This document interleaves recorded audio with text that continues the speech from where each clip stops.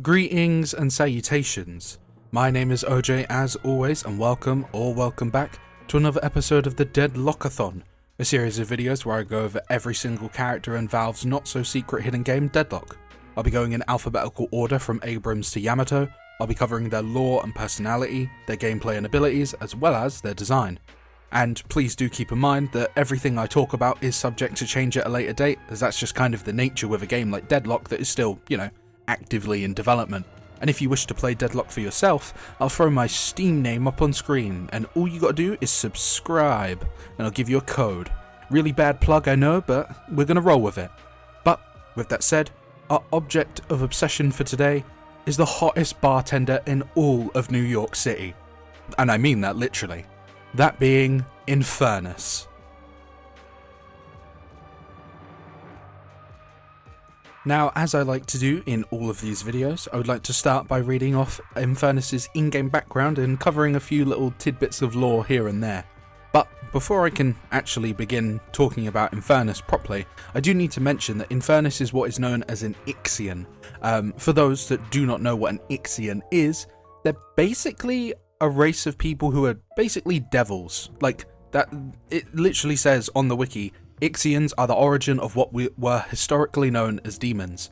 They're basically from, like, a tear in space and time, like a tear in space and time opened up that allowed people from Ixia to come into Earth. And, they kind of immigrated over to the United States. And some people are, born from Ixia, or some people are Ixian but born in New York City. So for example, Abrams, another one of the characters, is an Ixian, and he was born and raised, to my knowledge, in Ixia. But someone like Infernus is, fun fact, an Ixian, but he's actually New York, born and raised. He's never actually been to Ixia. So I thought I should, mention that.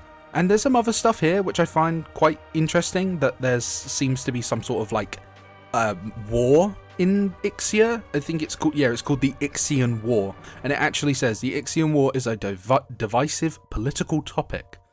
But it does also say that the opposition to the Ixian War are the Friends of Humanity, who I have mentioned in a few previous videos, and they are really, really terrible people. Like, they are the actual descendants of the people that pulled or partook in the Salem witch trials.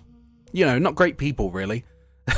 But yeah, I feel like I should mention that, again, Infernus is an Ixian, but he's not actually from Ixia. His parents, I presume, were from Ixia. Well, he is from Ixia. Yeah, well, you get what I'm saying. He was born in New York and has never actually visited Ixia. But anyways, enough with me rambling about Ixia and Ixians. His in-game background reads as such. Like most teenagers, Infernus was wild, rebellious, and impetuous. Unlike most teenagers, Infernus was a creature from another plane and had a supernatural mastery over fire. Needless to say, his youth was filled with no small amount of arson, murder, and evidence disposal. But that was then. Now an adult, Infernus has mellowed out considerably. He's happy working at a bar with good live music and talking to interesting people. That being said, when someone at the bar gets belligerent or violent, he's not afraid to dust off the skills he once honed. I like Infernus. You're going to notice this, I'm going to compliment him a lot, because he was, here's a fun fact, the first ever character I actually played as when I got Deadlock like a year and a bit ago. Like, Infernus was the one character that really caught my eye, like, just from the get-go. Something about it mostly had to do with his aesthetics and sort of like his design, but of course I'll talk about that when we get to his design. But as it said in his background, he did work at a bar. Said bar does actually have a decent bit of lore behind it. That is because it is known as Jezebel's, which is an old church renovated into a billiards hall and bar. It's run by a man named Hank, who is friends to Infernus, and is also tended to by Infernus himself. And he also doubles as the bar's bouncer, as that last line in his background kind of alluded to. It's, as of current, as in Jezebel's, is under threat of getting shut down by the Alchemy Bureau. I forget how to say that word. Due to a large number of infractions, including gambling souls without a license, distributing souls from Ixia without a permit, and not having the Hex and Alchemy Bureau authorize a ward at the bar's entrance. And Infernus and Hank are given 2 weeks to resolve the infractions, which is why he participates in the rituals. It's to kind of not have an easy way out, but like to kind of remove the threat of, you know, the infractions and the alchemy bureau and all of that stuff. But yeah, I like Infernus a lot. He does get, like, a lot of his interactions with other characters can be quite interesting. Like, for example, he's good friends with Abrams, Rafe, and Lady Geist because, you know, they're regular patrons of the bar. And they even actually call him Fern as a, you know, shortened version of Infernus. And Abrams actually calls Infernus his bartender, as in exclusively. And I like characters like that who, you know, would regular bars and stuff are quite fond of him. Whereas characters like, funny enough, Rafe as well, Viper and Seven tease Infernus for kind of like mellowing out and leaving his criminal life behind. We don't really get like too much information on what he used to do besides, you know, what's in his background with arson, murder, evidence disposal.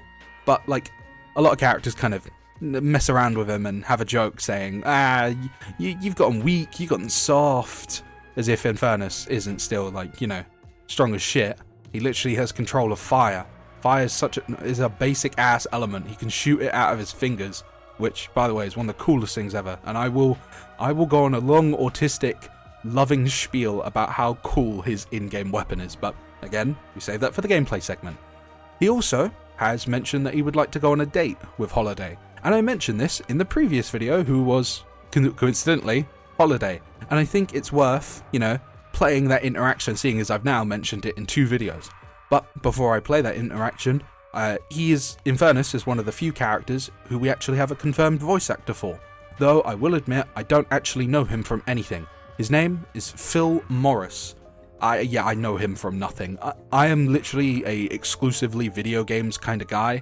The only times I've ever gone to watch shows or watch films is if they're video game related. Like, video games are my lifeblood. Like, I think if you dissected me, there would, like, my bloodstream would just have, like, you know, video games in it. But the most I could recognize Phil Morris from is that he was in Destroy All Humans 1 and 2, and the remakes for it. I mean, neat. I haven't played those games, but I do know of them. But yeah, he does, like, really good work. Like, Infernus's personality is really fun. He's like, he just kind of is chill with everyone. Like, even someone like Seven, who, you know, will mock him for leaving the life of murder behind. He's kind of just still chill with him. He's just like, his interactions are just so cool. He's just so cool all the time and almost effortlessly.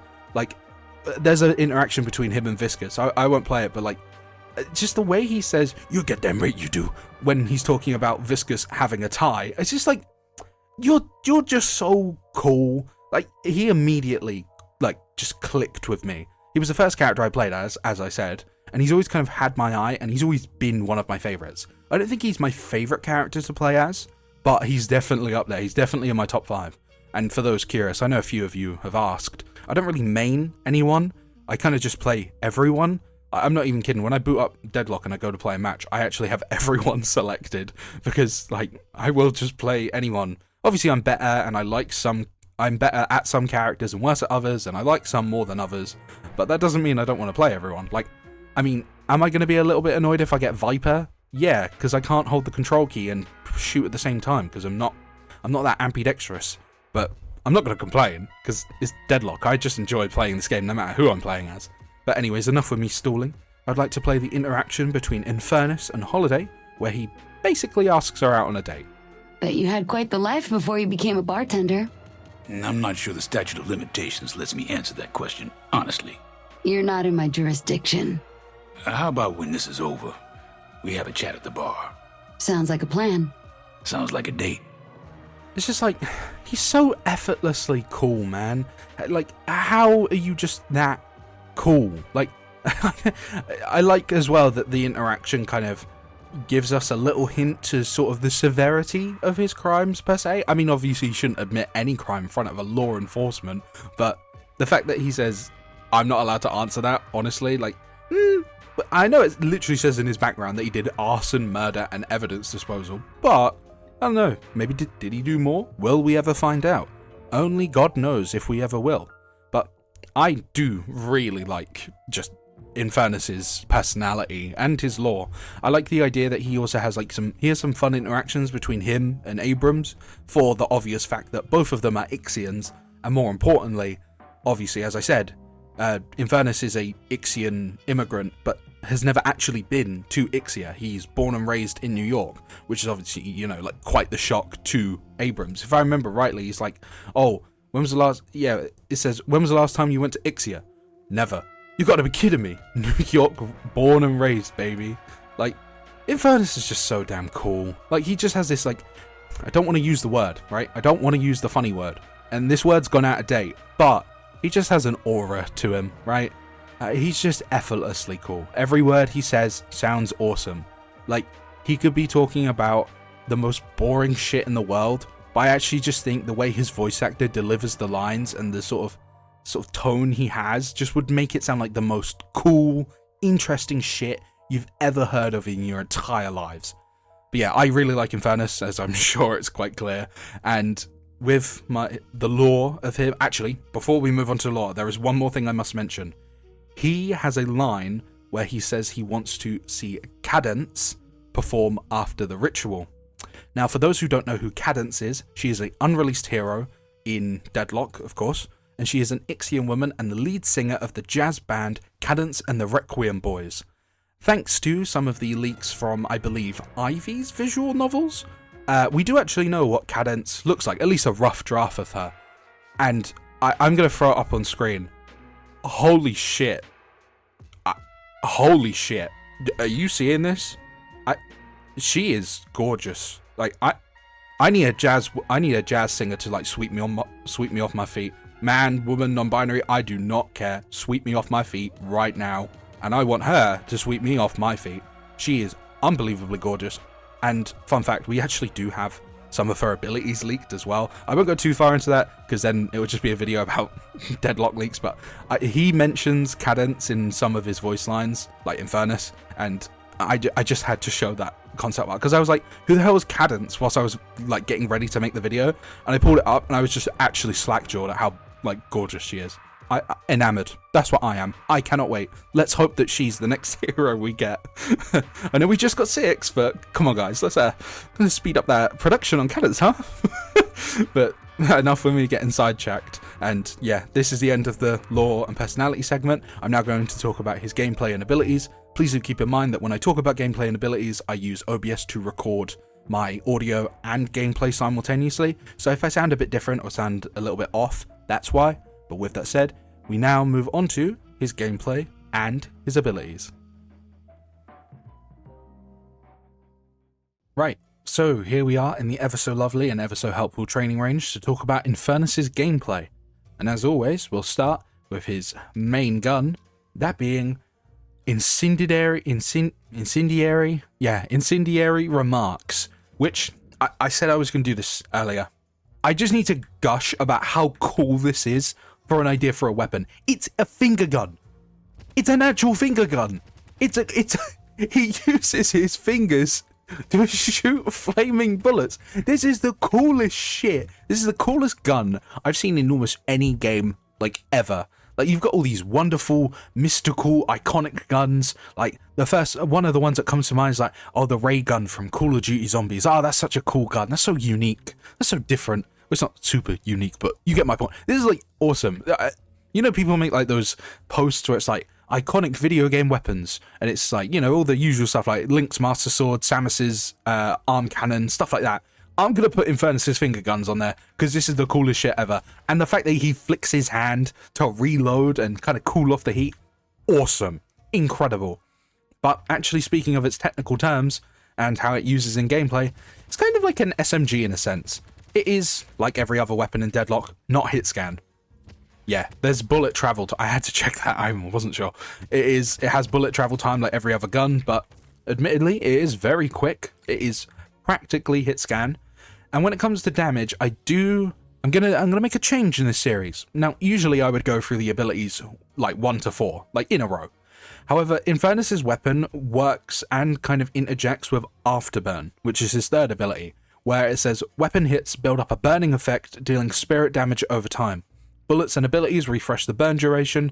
It does 12 damage a second, as in the burn, and lasts for 3 seconds. The build-up per bullet is 9%, and the build-up per headshot is 15%. Now, the reason I mention this ability immediately is because it is always active. Like, even if you... I think it is active at the very beginning. No, I think you do have to put a point into it first. But either way, like, you shoot the enemy, and as you can see, there's an icon above their head that sort of slowly fills up. And then they eventually set themselves on fire. Well, not set themselves on fire, but you set them on fire. And then, you know, do some ticking spirit damage. The reason I mention this ability first is because it literally is his gun. Like, his gun itself does fine enough damage. It's good. It's a solid weapon. It's very solid in lane, mostly due to its, like, relatively large magazine size. Like, even if I was just hitting body shots, like, you'll just kill minions. He's very good at farming. He can kind of sustain himself in lane quite nicely, if you play well, of course. But, like, if he's manages to get off a burn on an enemy, like, whilst fighting in lane, that will do some decent damage, especially even with just, like, a few small abilities in it. Like, it'll be, like, this thing does a lot. It can do a lot of damage. And the good thing about Afterburn is that it does the damage over time, and it applies effects that relate to spirit damage. So say you had something like escalating exposure, you would, you know, be making them take more and more spirit damage with each consecutive burn, which is obviously quite potent. And it also can be very annoying, because if you play, say, spirit, because, fun fact, Infernus can do spirit and gun. As you see here, this build is mostly gun, but he can do spirit and gun, and if you do spirit, man, the burn damage can be really high. And, like, I've had times where I've shot an enemy, set them alight, they've run around the corner, run away, and then I get the kill notification, like, 3 seconds later. Like, the burn can be very satisfying. But, yeah, his gun and the burn effect kind of interchange into one another. They are, like, one and the same, so I do kind of have to mention them simultaneously. And whilst we're here, I might as well talk about the upgrades for Afterburn, which, on the first upgrade, you reduce the spirit damage of the enemy's enemy's outputted spirit damage by 25%. On its second upgrade, you increase the burn duration to 4 seconds, and on its third upgrade, the amount of burn damage increases from 12 at base to 40. You can see where I'm going, and remember, the burn damage does scale with your spirit, so that burn damage can get really, really damn high. And because it obviously, you know, is applied through your normal fire, as you can see here, you can get stuff like ricochet, meaning you can apply the burn to multiple people whilst only shooting one enemy. Toxic bullets, which will apply the burn and toxic simultaneously. You can get stuff like leech, where you'll get lifesteal off of the burn damage and the bullet damage. You see in what I'm talking about, right? You could get armor piercing rounds, where it just, all of your bullets are going to pierce. Like, Infernus is a very nice cat. He can't build for tank. At least I've never seen anyone build as a tank. But you can build gun or spirit. I personally prefer gun, just my personal feel. Although it has been a while since I did a spirit Infernus game. But, like, his gun is very solid. Like, it shoots relatively fast, has a decent magazine size. It does have a relatively long reload time. It does decent damage on headshot and body shot. But, of course, the main reason you're going to be using his gun so often is to apply the Afterburn, which again is why I've mentioned it first before any of his other abilities. But with that said, his first ability, order-wise, is known as Napalm, which has a 20-meter radius, a 6-second charge between charges, and 6-second cooldown between charges, but overall has a 25-second cooldown. You spew an incendiary mixture, dealing spirit damage, applying slow, and coating targets in napalm. It does 46 damage at base, the move speed debuff is minus 35%, the slow duration is 4 seconds, and the napalm effects is a debuff that lasts for 8 seconds and increases the damage taken by 20%, which 20% is a lot of extra damage, but said ability looks as such. You sort of see a cone around you, and then you chuck out like 3 black blobs forward. And the range on it is, you know, like, that's a respectable range, right? But once you hit an enemy, it will apply like a sort of blackened out filter to them. Like, say, just for example, I spawn in, you know, Holiday Bot. If I hit her with it, kind of makes the actual model darker. And as you can see, they'll have, like, you know, the napalm dripping off of them. and for the first bit, they'll have the slow applied to them as well. And just as a show of, you know, the difference in damage, which would be nice, of course. So 1, 2, 3, 4, 5. That was 6 actually. 6 shots did 36 damage. I apply napalm to him. Yeah, that was one more bullet than necessary, but you see the point. You do extra damage. And remember, it's extra damage flat. It's not extra damage in a specific sense. So, say for example, I apply napalm and then set him on fire. The spirit damage from the burn effect is going to do more damage. You can see why the burns can get really oppressive later on. And again, remember, you can do all of this sort of stupid stuff. Infernus is a very fun character. He's like really fun, and Afterburn is the main reason why. But napalm works well with Afterburn because it makes Afterburn do even more damage. And it's, you know, just generally a good like ability. It's just a good ability. It's got good range, like especially for, you know. Well, it's not like insane range, right? But like, say you're fighting someone from here and they're like there. Okay, maybe you can't hit them, but like, it's a good ability. You slow them down, prevent them from escaping. You're able to do more damage to them. Like, what's not to like? All you got to do is hit this, which admittedly ain't hard. It's got decent range. It's a shotgun pattern, so there's kind of like a wide spread to it. Like, it's hard not to hit napalm unless you're just not far enough or not close enough, I mean. So yeah, I like napalm quite a lot. It's decent ability, works well with the rest of his kit, which of course I will mention. But on its first upgrade, you get an extra charge of napalm. On its second upgrade, napalm now gives you 10% life steal for any damage you do to them. And on its third upgrade, you increase the damage they take by 40% and you apply a negative 33% healing reduction. Yeah, you see the issue now? You see where all of this dude's damage comes from? Because, like, you apply napalm and then apply the burn.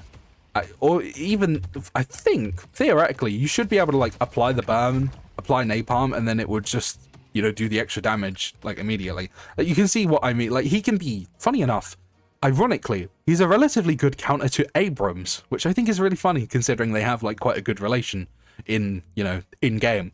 Because Abrams can kind of get countered per se by characters who can apply healing reduction to him. And think, you smack him with napalm, Abrams, if they're doing like a tank build or something, is now taking 40% more damage, which is big. Extra 40% damage, that's a big number. That's not something to kind of brush away. Even if, like, say, Infernus isn't able to do the damage to kill Abrams, every single character in the roster will now be able to do 40% more damage to Abrams. Can you imagine someone like Drifter with like multiple stacks of blood scent dealing 40% more damage? That's not something to scoff at. Vindicta can get easier insta-kills with her ultimate because of the 40% damage increase. Like, can you imagine getting hit by Seven's ult with 40% extra damage? Like, he can be nasty. Like, this ability, napalm is a nasty, nasty ability. But of course, it does have a restriction on range and spread. But remember, you can always buy items such as Mystic Expansion to increase its range and effect radius. So, like, Spirit builds Infernus can be a real monster because napalm is just going to hit the whole team, and now the whole enemy team is going to take 40% more damage. Kind of stupid, right? But yeah, napalm is a very solid ability. But with that said, his second ability is known as Flame Dash, which has a 3-second duration and a 38-second cooldown at base. You dash forward, gaining slow resist, while leaving a flaming trail that deals spirit damage over time. You can hold W to while active to dash further. Yeah? Farther. Further? It says farther, but I say further. It's the same word, just different spelling. The extra dash speed, or the max dash speed, is 20 meters per second. The damage of the flame trail is 30 spirit damage per second. And remember, it scales. The trail duration is 4 seconds. The trail width is 4.5 meters. And the extra slow resist you get is 50%. And that looks as such. Infernus will kind of like take his hat off and then run around and leave this big sort of fire trail behind him that will slowly dissipate. And you have like full control of where you go. Like, I don't see any reason not to use the speed boost, because I mean, you're just going to be covering more area. Like, look, if I just flame dash normally, I covered that much distance, and if I flame dash while holding W, I covered that much distance. Like, there's no reason not to, you know, hold W, unless you need to make, like, sharp corners, but even then, like, you can hold W and just turn around. I love Infernus so much, man. But yeah, he takes off his little fedora to do a little fire dash, but the damage of it looks as such. It doesn't stack, so, like, if you run into a person multiple times and create, like, a big-ass puddle beneath them, it's not going to stack the damage. It's not like each, like, blob you leave behind is a separate instance of damage. It is just one big line of damage that is continuous. However, of course, if you do run around a person like this, you will leave a big-ass trail for a long-ass time. And, yeah, this ability is very good, not only at disrupting enemy teams, but it's very good in lane. Like, a lot of Infernuses, myself included, will say, you know, when all of the minions push forward and they kind of meet at this bit here and start fighting each other, you can just dash round and kind of, like, curve it. And then not only are you kind of, you know, burning all of their minions, but you're also preventing the enemies from pushing forward to maybe try and, like, punch one of your minions to gather the souls more safely. So it can be used, obviously, in lane, but it can also be used very well and very effectively in a team fight, because say you're fighting in the sort of ending area, fighting underneath the patron. I'm sorry, do they really want to stand in a room just covered in fire? And as I said, Infernus can do spirit builds, and like there's some serious nasty shit in the spirit section. Like, can you imagine, like, any of these items increase your vulnerability to spirit damage the longer you're standing in the fire.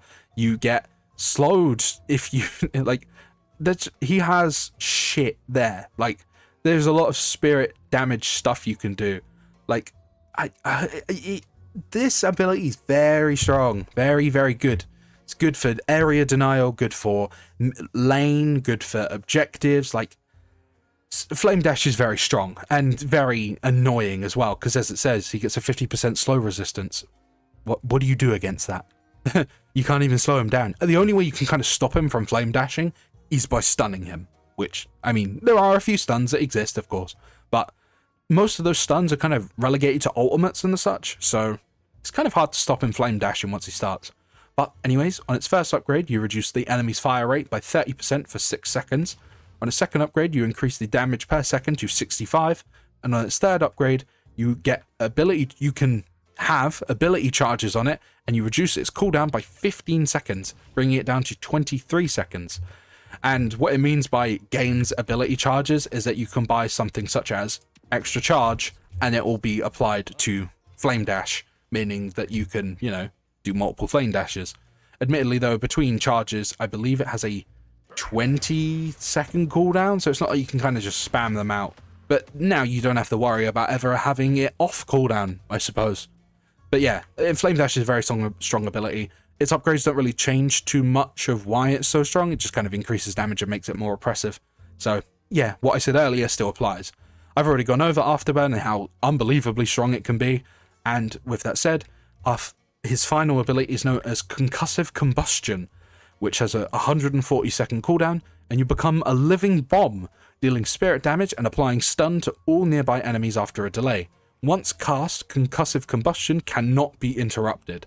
It has a 3-second explosion delay, so 3 seconds before it goes off. It does 155 damage at base, I believe, and the stun duration is 1.25 seconds. It also has a 13-meter radius, and that looks as such. You'll kind of create this ring around you, and you'll hear like a root, root, root, root sound. That's my best impression of it. And you obviously think he kind of like glows white, which I think is a cool detail because, as I'm sure some of you know, I think white flames are the hottest flame, if I remember rightly. I know obviously there's like a scale to flames, like blue flames are hotter than red ones and such, so on and so forth. If I remember rightly, white flames are the hottest they can get. But yeah, he'll kind of glow white and then just explode, and anyone in the radius will be stunned.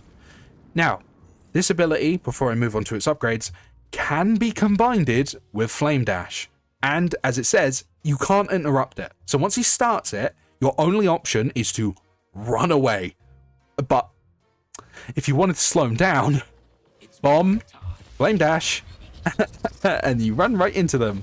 And because they'll be stunned after the explosion, they'll be stuck in pools of fire as you run through them. And what do you get when you flame dash? 50% slow resist. Wow, you can't even stop him from running in. It's a very good ult. It can obviously, because of the stun, open up a lot of opportunities for team play. Like, say for example, an Infernus runs in, blows everyone up, they're stunned, and then Dynamo jumps in immediately afterwards and black holes. And then the whole team just dumps their mags into him. Or actually, even then, just to further that point, Dynamo pulls everyone in, and the flame dash is still there. Wow. Lots of damage, huh? By the way, the explosion for his ultimate scales with spirit damage as well. So you do, really, if you think about it, you mostly do want to do spirit builds, because it does actually apply to the rest of them. I just like the gun build, because it makes I like shooting the finger guns. I enjoy using the finger gun, as I very clearly mentioned earlier. But yeah, his ultimate is very solid, very good. Does decent damage when obviously scaled highly. The stun duration is really nice, and it's just kind of it does good damage, it's a good team play thing, and you can yourself do a lot of damage through Flame Dash after the stun. What's there not to like? But on its first upgrade, you reduce its cooldown to 105 seconds from 140. On its second upgrade, you increase the stun duration to 1.75 seconds, and its radius is increased to 16 meters. And on its third upgrade, it gets an extra 105 damage, bringing it to 260, and on hero hit, heal for 70% of the damage. So if you have activated the ult, and say you're running in and you've taken a bunch of damage, you'll then heal for all of the damage done by the explosion. His kit just works really, really nicely together. It all very cleanly works with one another in different ways. Because remember, talking about all this damage, blah, blah, blah, what have I not mentioned that you could do? You could napalm them. So you could explode, run in, then boom, then napalm. Wow, they're stuck in... You can shoot them. Wow! Infernus can do a lot of damage. Like, he can get very ridiculous if he's allowed to get ahead. But then again, that could apply to every single character in the roster. Outside of... Oh, my voice just went really high-pitched there. Outside of, like, Paige.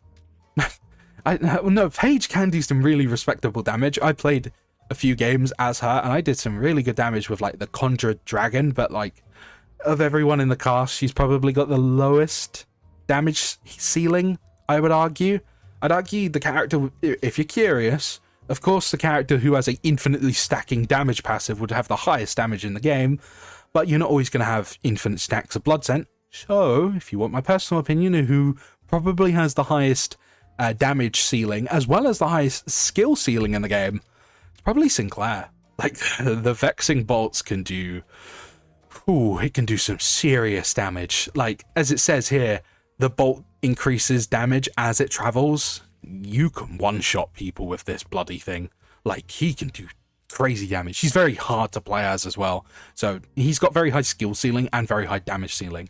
But yeah, like, every character can snowball. Every character can be really good late game. But Infernus, I feel like, gets some special extra abilities because of, you know, all of the spirit stuff he can get, and in my case, all of the damage he can get from his gun, etc, etc.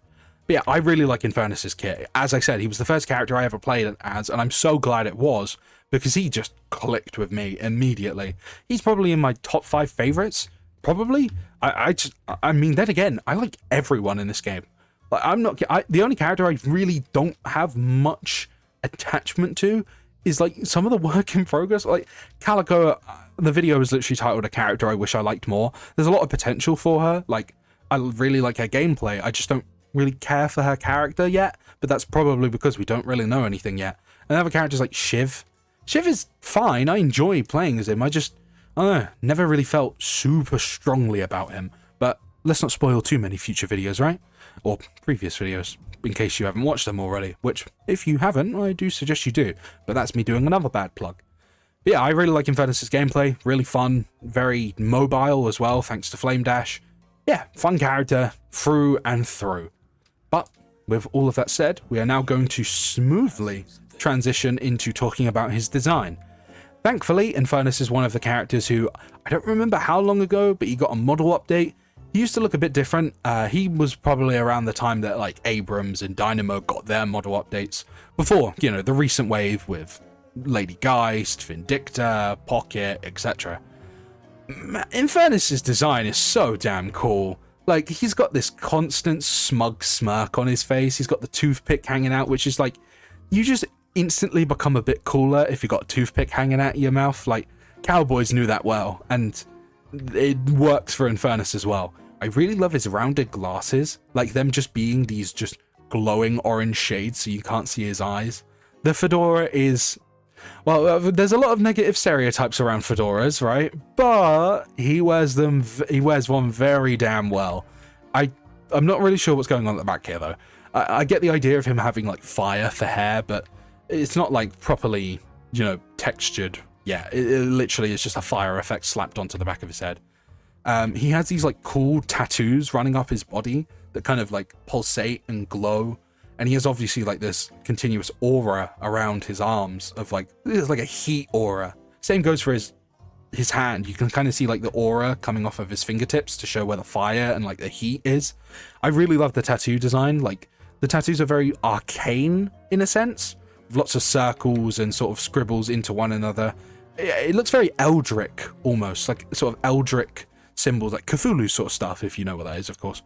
But outfit wise, he looks like a bartender, right? Sort of the color red is obviously associated a lot with fire, so it makes sense for him to be wearing red. But like, the red shirt looks really lovely.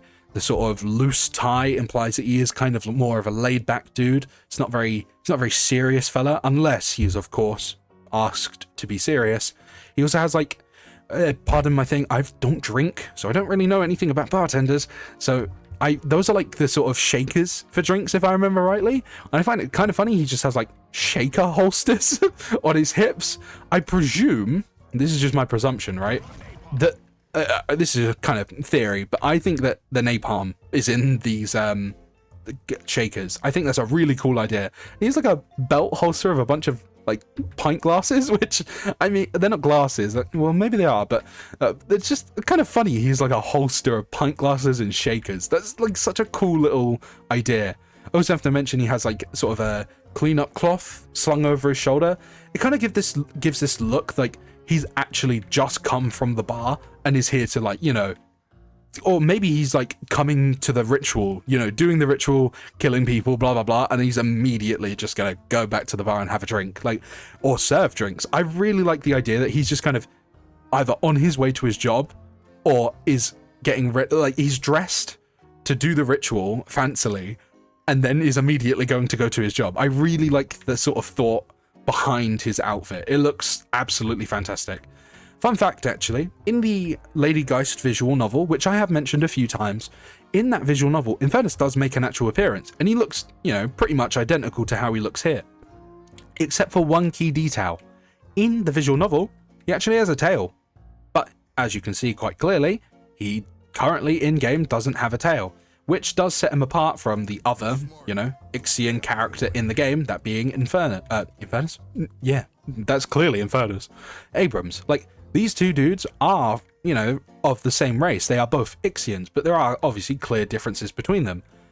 Abrams has like the blue skin, sort of the horns, he has like a tail, whereas sort of Infernus is like, would you say it's like charcoal black? The fact that it is like, you know, not pitch black, but, you know, black is obviously kind of, I would associate it with like charcoal, and it makes sense because obviously fireman, no shit, charcoal would make sense for a fire dude. I do think it's really cool that we have, you know, like a black character in the game, by the way. I'm glad that this game is as diverse as it is, not only like ethnicity wise, but like just diverse. Like, come on, man, we got a goo man, we got a dude who's a robot. Well, he's not a robot, but he's got like a metal body with a black hole inside of him. We have a dude with a goat head, as much as I dislike him. We have Circus Strongman. We've got a dude made out of an electrical shit. We have a snake woman who's still waiting for her redesign. Like, Wraith and Infernus, I really like the both of them. They're both really cool, and I'm glad that we have, you know, like black characters in the game. And Calico, of course, as well. I am the woker, and I love diversity. But yeah, you can see the differences between Ixians. Like, they are the same like race of people, but there is like drastic differences between Ixians. Kind of curious to see what like Grey Talon's granddaughter may have looked like, because she too is stated to have, you know, control of fire. So would she have looked akin to Infernus with like black skin and sort of flame aura to her, or flaming hair and stuff like that?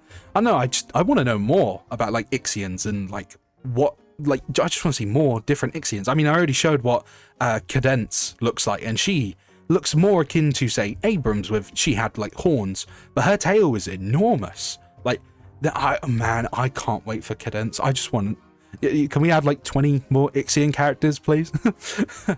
But yeah, I really like Infernus's design. It's absolutely fantastic. Very simple, but very, very fantastic. And I love a lot of those sort of smaller implications with, you know, the whole him having pint glasses around his waist and the shakers, implying that he's either coming from Jezebel's or going to it. I really like that. But yeah, this is the end of the video. I hope you have enjoyed my lovely autistic rambles, as I am so common to do.